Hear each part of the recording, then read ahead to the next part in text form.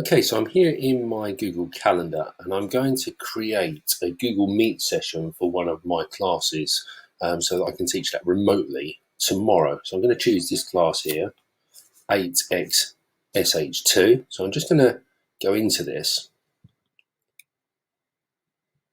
and you can see here's the class. And down here, I was going to do a lesson on directions in the town, but that's not really appropriate. So instead, what I'm going to do is just attach another document.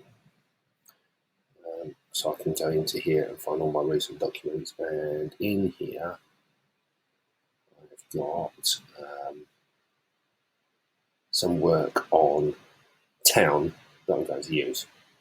So I'm just going to add that in there, and that becomes an attachment in this particular article, okay, in this particular document. So I add that in there, and then you see I've got the option here to add conferencing. So I'm going to add conferencing, which is the Hangouts Meet, and you'll see there that I've got the meeting ID. And this is what I'm going to copy and paste. And I would share in the Google Classroom for that particular class. So I could open up Google Classroom for 8XSH2. Here they are. And in here, I could post, please join our session using the link below. Click add, link in there, and then I add the link. And then I could post that or schedule it. Okay, I'm not actually going to post it because all of my students will start wondering what on earth's going on, but then I could post that. Okay, so I'm just going to delete that for a moment and take it out of there.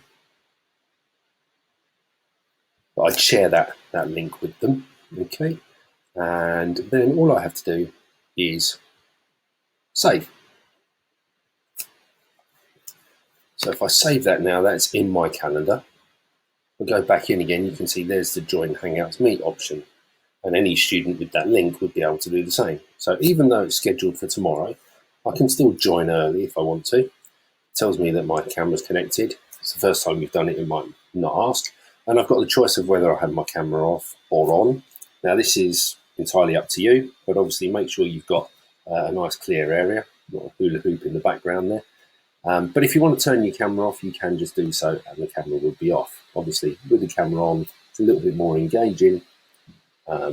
But you do have to bear in mind data protection issues, make sure there's nothing behind you, no other people around, and so on. And you can also mute your microphone here. Okay, so I'm going to select to join now. Okay, no one else is in the class at the minute. I'm just going to hide those tools. Okay, so here I've got the option to turn my camera on and off again. I can also include live captions. So as I'm speaking, particularly if somebody is hard of hearing or in a busy environment, they would still be able to understand what's being said, even if they haven't got the sound up. Okay, and you can turn that on or off at any point just using the turn on or off button. Okay, so that's quite handy. Down here behind the three dots, we've got the three options as well, so we can record our Google Meet as well. So if any students aren't able to be part of it, we could just click record and then share that with them afterwards. So we click record. It will ask for consent of all participants. And it tells us here that recording will start soon. So this is something you might want to do before you start. And as you can see, we're now recording, okay? So this is something I'll be able to look at later on. We can go full screen. We can also change our layout if we want to and have it tiled if we prefer, or spotlighted or sidebars. It's entirely up to you. Down here as well, we've also got the joining information again, but we've also got the link to the attachment. So from here, anybody who's in the Google Meet will be able to click on these attachments and open up that particular document.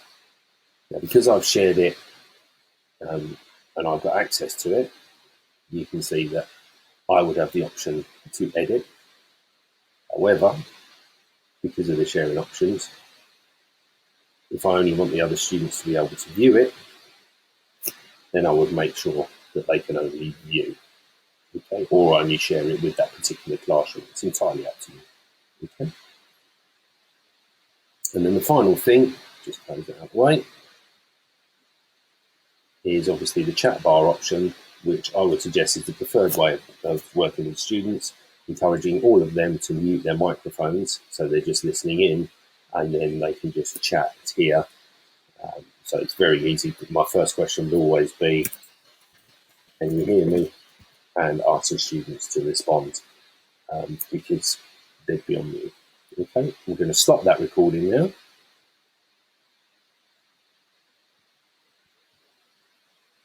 There we go.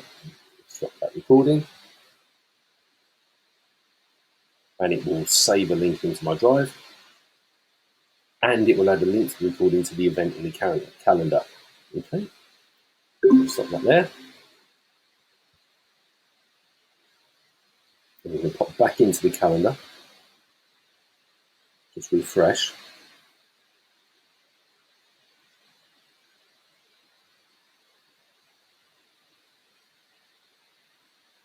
Take a little while. Go back into that event.